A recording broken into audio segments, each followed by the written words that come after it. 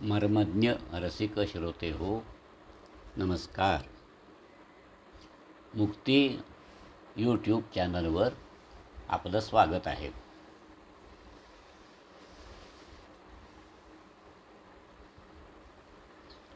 प्राध्यापक शरद कुलकर्णी यांनी लिहिलेल्या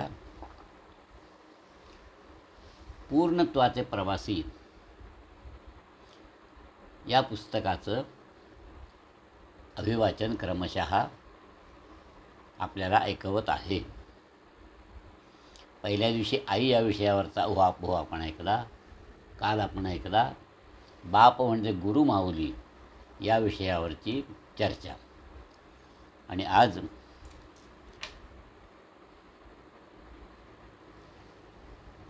सर्वांच्या जिव्हाळ्याचा विषय विनायक गणपती या विषयावर कुलकर्णी साहेबांचे विचार आपण ऐकणार आहोत. चॅनल अवश्य सबस्क्राईब करा, शेअर करा, लाईक करा. आपल्या सूचना, प्रतिक्रिया, अभिप्राय कॉमेंट बॉक्समध्ये अवश्य लिहून कळवा. सुरू करूया पूर्णत्वाचे प्रवासी. आजचा विषय विनायक गणपती.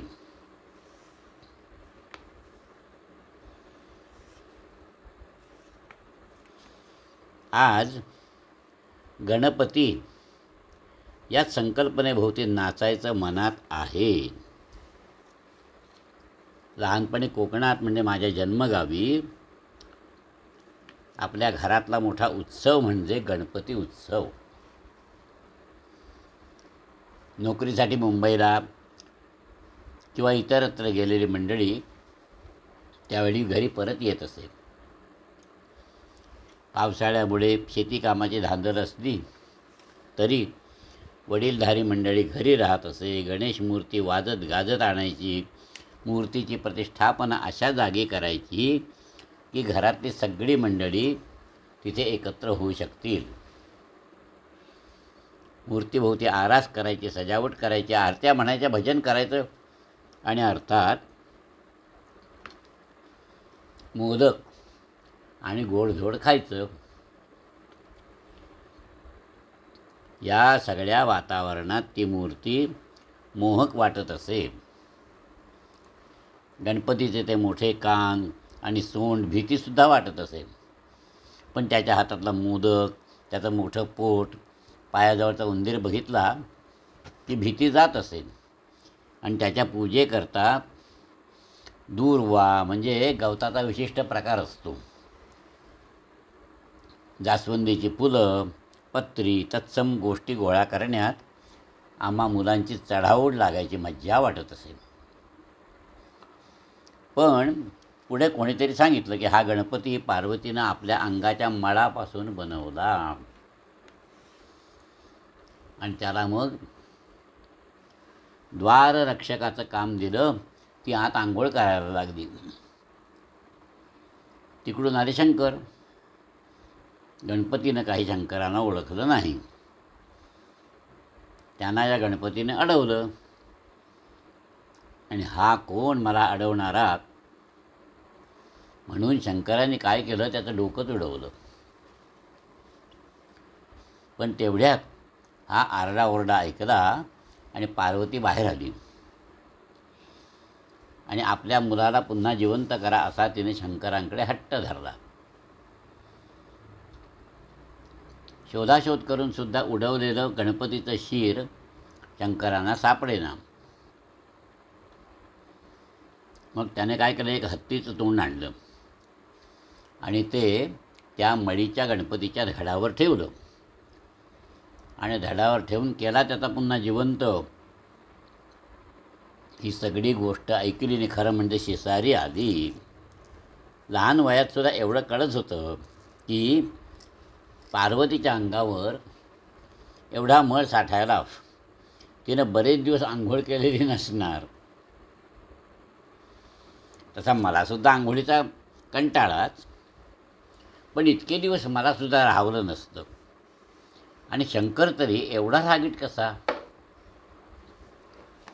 पण पुढे तरुणपणी ज्यावेळी ऋग्वेद आणि इतर प्राचीन वाङ्मय मला वाचायला मिळालं त्यावेळी कळलं की समाजगंगेत एखादी संकल्पना कशी घडत जाते आणि बिघडतसुद्धा जाते. आणि पुन्हा एखादा महामानव त्याच संकल्पनेला कसं सुंदर रूप देतो, व्यापक अर्थवाही प्रतीक बनवतो, मॉडेल बनवतो. ऋग्वेद कालाच्या पूर्वी इसवी सन सुमारे 4-5 हजार वर्ष मानव समाज लहान लहान संघ करून राहत असे. प्राण्याची शिकार करायची आणि हाताला जमीन खणायची, काही शेती करायची, हेच त्याचं उपजीविकेचं साधन. आणि ही शेती बहुधा स्त्रियाच करत. त्यावेळी आजच्यासारखी विवाह पद्धती बहुधा नसावी आणि त्यामुळे आजच्यासारखे पती पत्नी, त्यांची मुलं यांचं एक कुटुंब म्हणजे युनिट असण्याची शक्यता पण कमी होती. सगळ्या संघानं म्हणजेच गणाने, संघ म्हणजे गण, जे मिळवायचं ते एकत्र करायचं, वाटायचं आणि सर्वांनी मिळवून जगायचं, अशी पद्धत होती. संपत्ती या शब्दाचा अर्थच भाग करून, वाटा करून जी सर्वांना उपभोगता येते ती असा असतो. व्यक्तीने केवळ स्वतः करता किंवा एखाद्या कुटुंबानं स्वतः करता काही वेगळं राखून ठेवायचा प्रश्नच नव्हता. आणि असे जे गण राहत होते त्यांचा जो प्रमुख होता त्याला गणपती म्हणायचं. पण हा गणपतीचा हक्क जन्मतःच कुणाला मिळत नसे किंवा केवळ वयाने सुद्धा मिळत नसे. तो त्याच्या कामावर अवलंबून असे. आणि या गणपतीचं एक महत्त्वाचं काम म्हणजे सर्वांना समान वाटे करून देणं.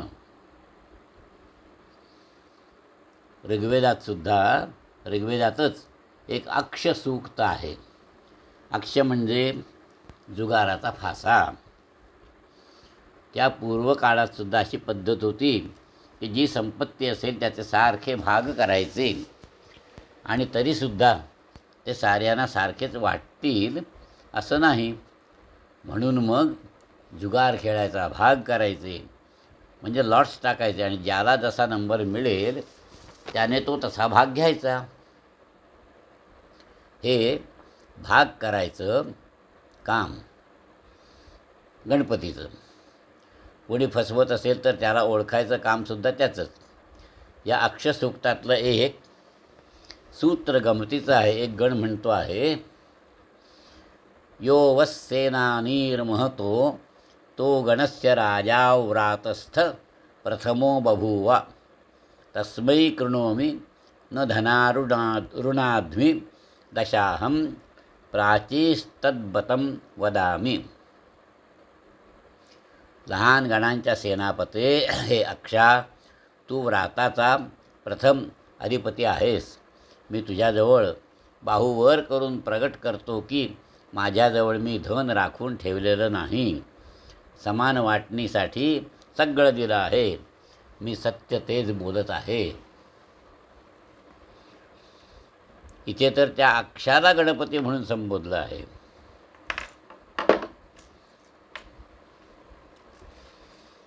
निरनिराळ्या कामांकरता निरनिराळे गणपती. इथे राजा हा शब्द वापरला असला तरी तो आधुनिक किंग या अर्थाने नाही. त्यावेळी वांशिक हक्कानं जन्मतः कोणी राजा होत नसे. लोकांनी त्या कामाकरता त्याला निवडला तर तो त्या कामापुरता राजा म्हणजे अधिपती. वेदातून गणपतीची जी वर्णनं आली आहेत त्यात कुठेसुद्धा हत्तीचं तोंड असलेला, मूषक, उंदीर वाहन असलेला असं गणपतीचं वर्णन नाही. ब्राह्मण ग्रंथ किंवा या स्मृती लिहिल्या गेल्या त्या काळात मात्र म्हणजे इसवी सनाच्या आरंभी आणि नंतर 3-4 शतकं गणपतीची निंदाच आढळते. आज आपण गणपतीच्या आरतीत त्याला विघ्नहर्ता, संकट निवारणारा असं म्हणतो.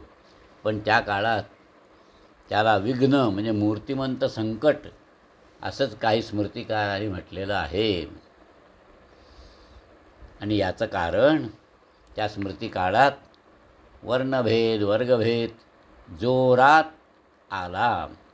ब्राह्मण क्षत्रिय श्रेष्ठ, शूद्र तर शूद्र, अतिशूद्र कमी दर्जाचे असं मानलं जायला लागलं. उत्पादनाची साधनं बदलली. शेती नांगराने व्हायला लागली आणि त्याकरता लोक पशुशक्ती वापरायला लागले. आधुनिक अर्थानं राजे निर्माण झाले. उत्पादनाची साधनं बदलली ना की समाजरचनासुद्धा थोडीशी बदलते. या समाजरचनेत वर्गभेद आला, उच्च नीचता आली.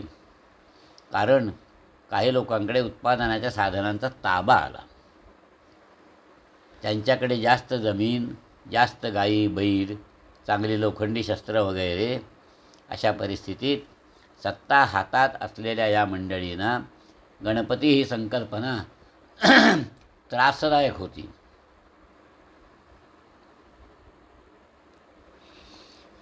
सगळ्या सामान्य जनांना, शेतीत प्रत्यक्ष काम करणाऱ्या शेतकऱ्यांना आणि स्त्रियांना ही संकल्पना आवडीची होती.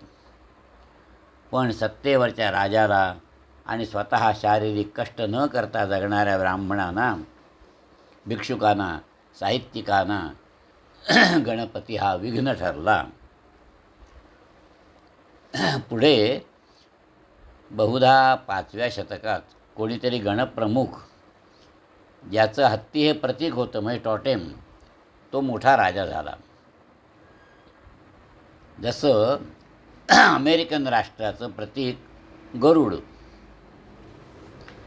तशी त्यावेळीसुद्धा किंबहुना मोठ्या प्रमाणात राज्यांची प्रतीकं होती. तसं या राजाचं प्रतीक होतं गजमुख. त्यांनी बहुधा दुसऱ्या एका राजाचा पराभव केला. त्याचं प्रतीक होतं मूषक. आणि त्यानंतरच्या काळात या गजमुख प्रतीक असलेल्या राजाच्या स्तुतीकरता अनेक कवनं रचली गेली. त्यानंतर पुराणं आली आणि त्यात गणपती संबंधाने अनेक भारुडं रचली गेली. त्यात तत्त्वज्ञानाचा अंश कमी, स्वैर आणि खोट्या कल्पना जास्त. याच संदर्भात नंतरच्या काळात कोणीतरी कमी दर्जाच्या कवीनं वर सांगितलेली पार्वतीच्या माळाची गोष्ट कल्पनेनं रचलेली असणार आहे. नेमकं कोणत्या शतकात ही गजमुख गणपतीची कल्पना रूढ झाली हे मात्र सांगता येत नाही. एवढं खरं की गजमुख गणपतीची मूर्ती हिंदुस्थानातच सापडते असं नाही, तर जावा, सुमात्रा या इंडोनेशियाच्या प्रदेशात आणि थायलंडमध्ये सुद्धा सापडते. पण या देशात हिंदू धर्मातल्या इतरही देवतांच्या मूर्तीची पूजा आजसुद्धा होते. पण गणपतीची विशेषता अशी की हा बुद्ध मूर्तीबरोबर चीन आणि जपानमध्ये सुद्धा गेला, तसे इतर देव गेलेले दिसत नाहीत. गणपतीच्या गजमुखाबद्दल आणि लंबोदर स्वरूपाबद्दल एक अतिशय सुंदर आणि सखोल कल्पना ज्ञानदेव आणि तुकारामांच्यासुद्धा वाङ्मयात आढळते. या संतांना गणपती ओंकार स्वरूपात दिसला. ते गणपतीची आराधना आद्य शब्द ब्रह्म जो ओंकार त्या स्वरूपात करतात. अथर्व शीर्ष आणि इतर अनेक कवींच्या प्रतिभेने गणपतीला रुद्र म्हणून आणि ब्रह्म म्हणून सुद्धा बघितला. त्यामुळे ज्या काळात शैव आणि वैष्णवांचं भांडण होतं त्या काळातसुद्धा विष्णूच्या पूजकांनी गणपतीची पूजा प्रथम केलीच. त्यांनी जरी शंकराला दूर ठेवलं तरी कोणत्याही शुभकार्याचा आरंभ करायच्या आधी रिद्धिसिद्धीच्या नायकाचं, या विनायकाचं स्मरण केलंच.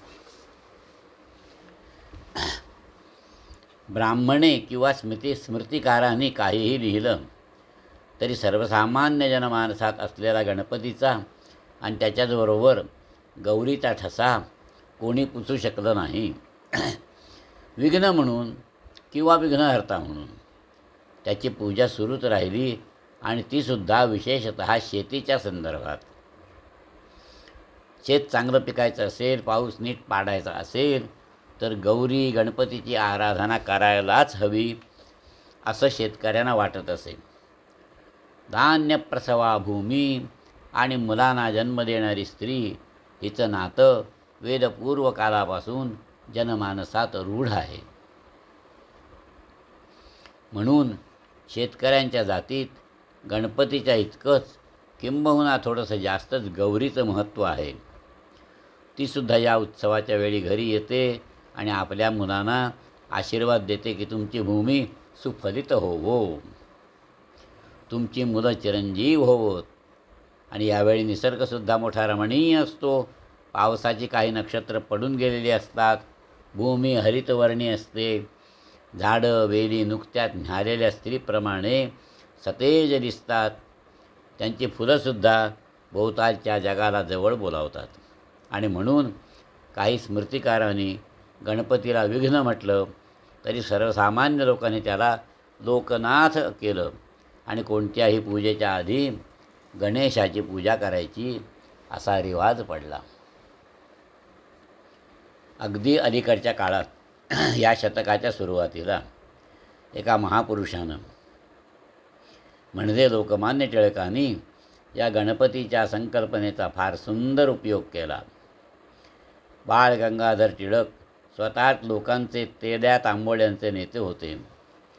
त्यांचं वेदांचं अध्ययन उत्तम होतंच, पण लोकशाहीच्या तत्त्वज्ञानावरचे युरोपातले तत्त्ववेत्त्यांचे ग्रंथसुद्धा त्यांनी पचवले होते. त्यावेळी हा भारत इंग्रजांच्या परकीयांच्या सत्तेखाली होता. तेव्हा या भारताला इथल्या जनमानसाला जागवायचं कसं, त्यांना एकत्र आणून तुम्ही सिंहापेक्षासुद्धा शूर आहात हे जाणवायचं कसं, हा टिळकांच्या समोर प्रश्न होता. त्यासाठी त्यांनी अनेक प्रयोग केले आणि त्यातला एक प्रयोग श्री गणेशांच्या आणि शिवाजीच्या सामाजिक उत्सवाचा. शिवाजीबद्दल आपण पुढे एका पत्रात बोलूच. या गणेशाच्या सामाजिक उत्सवाच्या निमित्तानं लोक एकत्र यायला लागले, आपल्या भोवतालच्या परिस्थितीचा विचार करायला लागले. सर्वसामान्य माणसाकडून एक एक पैसा गोळा करून कारखाने उभे करायला लागले. संगच्छध्वं संवलध्वं संवो मनांसि जानतां देवा भागं यथा पूर्वं संजानाना उपासते. ज्याप्रमाणे प्राचीन काळी देवांनी सामूहिक भावनेनं सहभावनेनं आपापला कार्यभाग घेतला, त्याप्रमाणे हे लोक हो, हे गणानो, तुम्ही एकत्र या, अशा अर्थाचे मंत्र पुन्हा लोक म्हणायला लागले. हा गणेशोत्सव वरवरच्या अर्थानं धार्मिक होता, पण इंग्रजांच्यासुद्धा लक्षात आलं की हा उत्सव राजकीय आहे, सामाजिक आहे, आर्थिक हेतूसाठी आहे. सगळ्याच लोकांना मात्र हे हेतू समजले नाहीत. गणपतीची मूर्तीसुद्धा सुखकर्ता दुःखहरिता नाही, तर त्यामागील गणाची कल्पना समान वाटणीची आहे, सहभावाची आहे. समितीची कल्पना ही दुःखहरिता आहे. ती संकल्पना लोकशाहीची किंवा समाजवादाची सुद्धा आधार आहे. हे बऱ्याच लोकांना समजलं नाही आणि अनेकांना रुचलं पण नाही. उत्पादनाची साधनं, त्यातून निर्माण होणारी संपत्ती परकीयांच्या हातात जर नकोच, पण स्वकीयांच्यासुद्धा काहीच थोड्या मंडळींच्या हातात राहिली, जर वर्गभेद वर्गावर्गातील दुरावा फार मोठ्या प्रमाणात असला तर समाज एकत्र नांदू शकत नाही. हे सत्य अजूनही लोकांच्या पचनी पडायचं आहे. वर्गविरहित समाजाची संकल्पना फक्त जर्मन मार्क्सनेच मांडली आहे असं नाही, तर अनेक विचारवंतांनी मांडली आहे. वेदपूर्वकालीन गणामध्ये तशी समाजरचना होती, पण आताच्या यांत्रिक आणि तांत्रिक युगात ती कशी निर्माण करायची हा एक मोठा प्रश्न आहे. गणपतीच्या संकल्पनेभोवतीच आणखीन एक अर्थ जोडलेला आहे. गणपतीला जसं लोकनाथ म्हणतात तसं विनायकसुद्धा म्हणतात. विनायक म्हणजे काय? विशेष प्रकारचा नायक, नेता, लोकांचा पुढारी. हा सगळ्यांना आपल्यात सामावून घेणारा आहे. हत्तीसारखा कोणी मोठा किंवा उंदरासारखा कोणी लहान, ही सगळीच त्याचे घटक आहेत. त्याची पूजा बांधायला सोनं नाणं नाही लागत. गवत चालतं म्हणजे दुर्वा चालतात. त्याची रूपंसुद्धा अनेक तऱ्हाने मांडली आहेत.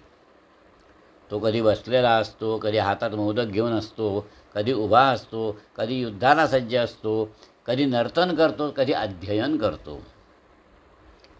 विनायकाच्या संदर्भात मला गणपतीचं एक विशेषण अधिक आवडतं. तो बुद्धिदाता आहे. संपत्तीची वाटणी करतो एवढंच नव्हे, तर तो आपल्या गणांना बुद्धीसुद्धा देतो. शेवटी संपत्ती ही आज ना उद्या संपते, पण बुद्धी असली तर संपत्ती परत मिळवता येते.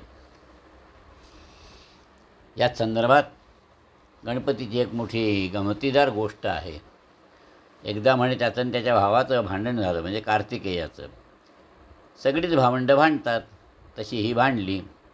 त्या दोघात श्रेष्ठ कोण असा वादाचा मुद्दा होता. भावंडं आईकडे जातात, तशी ही सोडवायला आईकडे गेली. आई पार्वती नेहमीप्रमाणे कामात होती. काम करता करता तिने इतरही आया करतात तीच युक्ती योजली. दुसऱ्या काही कामात मुलांना गुंतवायचं म्हणजे ती भांडणं विसरतात. तिने सांगितलं, तुम्ही या पृथ्वीची प्रदक्षिणा करा. प्रदक्षिणा घालून जो प्रथम भेटेल तो श्रेष्ठ. आणि या भावानी ती गोष्ट मान्य केली. कार्तिकेय निघाला. सगळ्या पृथ्वीच्या भोवती फिरायचं म्हणजे साधी गोष्ट नव्हती हो. त्यावेळी विमानं नव्हती. कित्येक दिवस, कदाचित वर्षसुद्धा लागली असतील.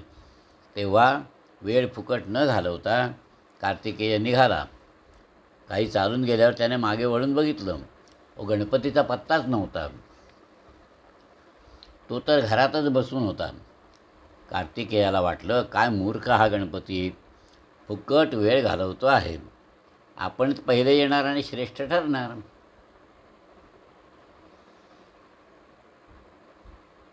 संध्याकाळी शंकर घरी आले.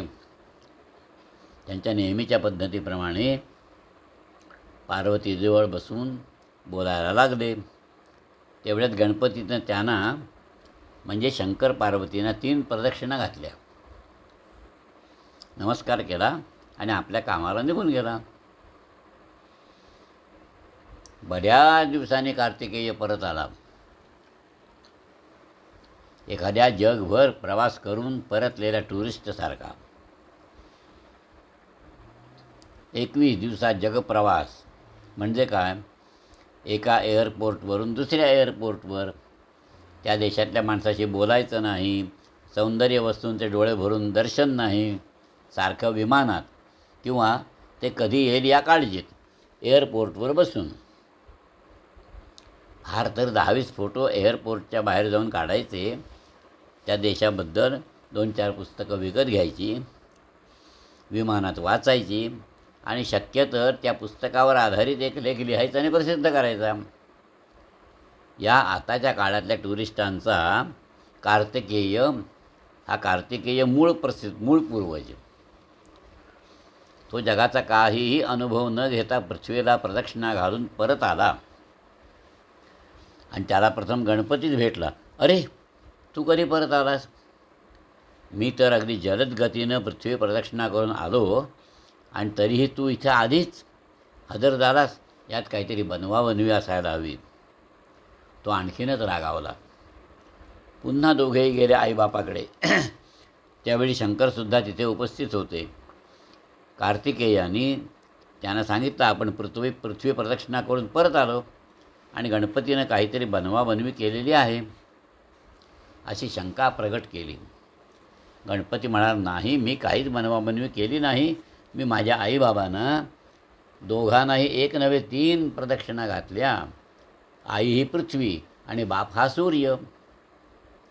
या दोघांनाही मी 3 वेळा प्रदक्षिणा घातल्या आणि तरीही कार्तिकेयाच्या आधी मी इथे हजर आहे.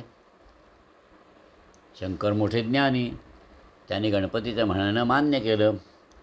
डोळे उघडे ठेवून स्वतःच्या भोवती काय चाललं आहे ते बघून अनुभवानं ज्ञान मिळत असतं आणि त्याकरता घाईघाईने घातलेल्या, कसं तरी करून काम पुरे करायच्या वृत्तीनं मारलेल्या जगप्रदक्षिणेनं काही ज्ञान मिळत नाही. त्यांनी त्या दोघा भावांना हे सगळं समजावून सांगितलं. तर असा हा गणपती बुद्धिमान आणि बुद्धिदाता. हाच गणपती महाभारत रचणाऱ्या व्यासांना म्हणाला, तुम्हाला खूप काही सांगायचं आहे, तुम्ही सांगत राहा, मी लिहून घेतो, म्हणजे तुमच्या विचारात खंड पडणार नाही. एका लोकनायकानं आपल्याच एका गणाची कृती महान व्हावी म्हणून साध्या लेखनिकाचं काम पत्करलं. नेता कोण? जो युद्धात आघाडीवर राहून मारामारी करतो तो. पण ही व्याख्या आत्ताच्या काळात लागू नाही. आता युद्धकाळातसुद्धा नेता हा बहुतेक खूप मागे असतो. Chief of army staff. जिथे बहुधा बॉम्ब वगैरे पडणार नाही अशा ठिकाणी राहून तिथून तो सूत्र हलवतो. आणि इतर व्यवसायात तर नेत्याला आता मॅनेजर म्हणूनच ओळखतात. आज व्यवस्थापनशास्त्रात संशोधन करणाऱ्या ऋषी म्हणजे ज्यांना पुढे काय व्हावं याचं दर्शन झालेलं आहे असे सत्पुरुष जर विचारलं की नेता कसा असावा, त्यांची लक्षणं काय, तर ते बहुधा त्याचं वर्णन असं करतील.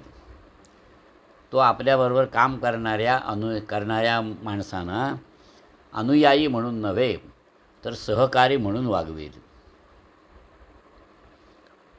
फॉलोवर नव्हे, कोवर्कर, पार्टिसिपंट. सहकार्यांच्या प्रश्नाची सगळी उत्तरं तो स्वतःच देणार नाही, तर त्यांचे प्रश्न त्यांनाच कसे सोडवता येतील याची बुद्धी देईल. ते प्रश्न सोडवायची पद्धत आणि विश्वास देईल. सहकार्यांना तो केवळ आर्थिक बक्षीस देणार नाही, मॉनिटरी रिवॉर्ड देणार नाही, तर आपुलकी देईल, प्रेम देईल. तो फक्त वैयक्तिक कौशल्यालाच प्रोत्साहन देणार नाही, तर त्याचबरोबर आपण एका गणाचे घटक आहोत या सामाजिक बांधिलकीलासुद्धा तो खत पाणी घालील. ही आणि इतर अशाच तऱ्हेची बरीच विशेषणं वेदपूर्वकालीन गणपतीला किंवा टिळकांच्या मनातल्या गणपतीला बरोबर लागू पडतात. समाजासमोर ठेवलेली प्रतीकं किंवा संकल्पना समाजाचा व्यवहार घडवत असतात. ही प्रतीकं कोणती असावीत? त्या प्रतीकांचा आणि समाजगंगेच्या प्रवाहांचा संगम घडवून आणता येईल का, असा विचार टिळकांसारखा, गांधींसारखा नेता करत असतो. पण अशा तऱ्हेचा हा नवीन मॅनेजर, नवीन गणपती वास्तवात शक्य आहे का, की ही केवळ ऋषी कल्पना आहे, कवी कल्पना आहे? माझ्या आतापर्यंतच्या आयुष्यात मी असे नेते काही थोडे अनुभवले आहेत. ते पूर्णांशानं गणपती नसतील तरी बऱ्याच अंशानं त्यांनासुद्धा ही विशेषणं लागू पडतात. त्यातल्या एकाच गणपतीची आज आठवण करतो. 70 साली दिल्लीला NCERTमध्ये मी नोकरीला होतो. शिक्षण क्षेत्रात विशेषतः शिकवण्याच्या पद्धतीत काही बदल करायचे प्रयोग मी त्यावेळी करत होतो. त्यावेळी हा गणपती मला प्रथम भेटला. त्यावेळी त्यांना एक नवीन संस्था निघाली होती, national institute of bank management. या संस्थेचे डायरेक्टर नेमलं होतं. आमच्या भेटीत बँकेत काम करणाऱ्या मंडळींना शिक्षण द्यायचं, ते काय द्यायचं, कसं द्यायचं याबद्दलच्या चर्चा झाल्या. त्यात बऱ्याच वेळा या डायरेक्टरची भूमिका श्रोत्याची असे. निर्णय देण्याची घाई त्यांनी कधीच केली नाही. बरं, त्यांनी मला विनंती केली की तुमच्या कल्पना तुम्ही वास्तवाशी पडताळून बघा. त्याकरता त्यावेळी अस्तित्वात असलेल्या बँकेच्या काही कॉलेजना भेट द्या, बँकर्सशी बोला. मी ते मान्य केलं आणि या भेटीनंतर त्यांना माझा एक अहवाल सादर केला. तो अहवाल वाचल्यानंतर एक दिवस त्यांनी मला सांगितलं की हे जे काही तू लिहिलं आहेस ना, ते तुला शक्य करून दाखवता येईल का? हे सगळे प्रयोग करण्याकरता संस्थेचं जे सहाय्य लागेल ते तुम्हाला मी देईन. पगाराच्या वगैरे गोष्टी कधी झाल्याच नाहीत आणि NIBMमध्ये जाऊन काम करायचं हे आव्हान मी स्वीकारलं. या सगळ्या बदलात दिल्ली ते मुंबई म्हणजे घर शोधण्यापासून माझा पगार माझ्या अपेक्षेपेक्षासुद्धा जास्त ठरवण्यापर्यंत सगळी मदत या डायरेक्टरनी आपण काहीच करत नाही आहोत अशा थाटात केली. हा माणूस संस्थेच्या बागेत काम करणाऱ्या माळ्याशी ज्या आपुलकीनं बोलायचा, त्याच आपुलकीनं सगळ्या सहकाऱ्यांबरोबर बोलायचा. त्यांनी चहा पिण्याची पद्धतसुद्धा जी घातली ती या सहभावनेला वाढीला लावणारी होती. मुंबईत ऑफिसेसमध्ये काम करणारी मंडळी दूर दूर राहणारी असतात. ती ट्रेन आणि बसच्या चेंगराचेंगरीतून जीव मुठीत धरून ऑफिसला कशी बशी पोहोचतात, तेव्हा ऑफिसच्या सुरुवातीलाच म्हणजे 10-10:30ला एका जागी चहा पिण्याचा कार्यक्रम करीत असे. कुणी यावं, चहा प्यावा, आपल्या सहकार्याशी बोलावं आणि मग जोरात कामाला लागावं. डायरेक्टरसुद्धा स्वतःच्या खोलीत चहा न मागवता तिथेच येत.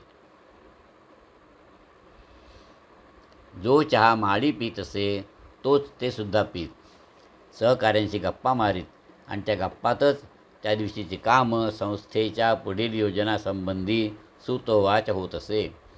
कोणाकडे कोण आजारी आहे का, कोणाला काही अडचण आहे का, त्याची विचारपूस करायची. इथपासून तरुण तरुणी, त्यांचं लग्न, जन्मदिवस, जन्मलग्न दिवस या सगळ्याचा आनंद त्या ठिकाणी प्रगट होत असे. NIBMमध्ये अनेक नवीन कोर्सेस शिक्षणक्रम सुरू केले. त्यावेळी या डायरेक्टरची भूमिका नाटकाच्या डायरेक्टरची होती. स्वतः कधीसुद्धा स्टेजवरची प्रमुख भूमिका त्यांनी घेतली नाही. त्यांनी सहकार्यांना पुढे आणण्याचा, त्यांचा आत्मविश्वास, कौशल्य वाढवण्याचा सतत प्रयत्न केला. ते म्हणत, मी फक्त ग्रीन रूममध्ये तुम्हाला काही सांगायचं असेल तर सांगेन, प्रत्यक्ष नाटक तुम्ही करायचं आहे. ग्रीन रूममध्ये आणि तत्पूर्वी नाटक बनत असताना मात्र ते अनेक सार्थ प्रश्न विचारित, ॲप्रोप्रिएट, आणि त्याकरता त्या प्राध्यापकाला संशोधन करायला लावीत. त्यांनी 1 तास लेक्चर करता 3 तास रिसर्च वगैरे सारखे नियम कधीच घातले नाहीत. पण प्राध्यापकांच्या बरोबर काम करून अनेक प्रश्न सोडवण्याकरता आवश्यक असलेलं संशोधन करवून घेतलं. आणि हे सगळं करीत असताना संस्थेची धुरा 7 वर्ष सांभाळल्यानंतर स्वतःहून या माणसानं राजीनामा दिला. का? वयही झालं नव्हतं, 60 नव्हेच पण 50शीसुद्धा ओलांडली नव्हती. गव्हर्निंग बोर्डाची सुद्धा नाराजी नव्हती. ते तर त्यानं जाऊ नका असंच सांगत होते. पण संस्थेला नवीन आणि तरुण नेत्यांची गरज आहे असं त्यांना वाटलं. आपण त्याच संस्थेत डायरेक्टर न राहता प्राध्यापक म्हणून काम करावं किंवा दुसऱ्या संस्थेत जावं असं त्यांनी ठरवलं. राजीनाम्याच्या नंतर काही वर्षांनी आमची भेट झाली तेव्हा ते म्हणाले, माझं जीवनातलं कार्य माणसाला विकासाला सहाय्यभूत व्हावं असं आहे. NIBMला वाढवणं हे त्यांचंच एक अंग म्हणून काही थोडा काळ मी काम केलं. हे आणि असेच थोड्याफार अंशानं गणपती असलेले काही नेते आजसुद्धा आहेत. बाळाला दूध देणाऱ्या आईची बातमी जशी वर्तमानपत्रात येत नाही, तसंच या गणपतींची सुद्धा बातमी येत नाही. पण अशाच गणपतीचं, विनायकाचं स्मरण कोणतंही काम सुरू करताना आपण करायला हवं. म्हणजे मग विघ्न येत नाहीत, आलीच तर ती दूर होतात. माझ्या गणानो, हे असे गणपती देवमानवाचे अंश तुमच्या भोवती असतील तर ते ओळखायला शिका आणि तुम्हीसुद्धा गणपती व्हा, विनायक व्हा. किती छान विचार आहेत. आपले अभिप्राय कॉमेंट बॉक्समध्ये अवश्य लिहा, सुधारणा सुचवा. धन्यवाद.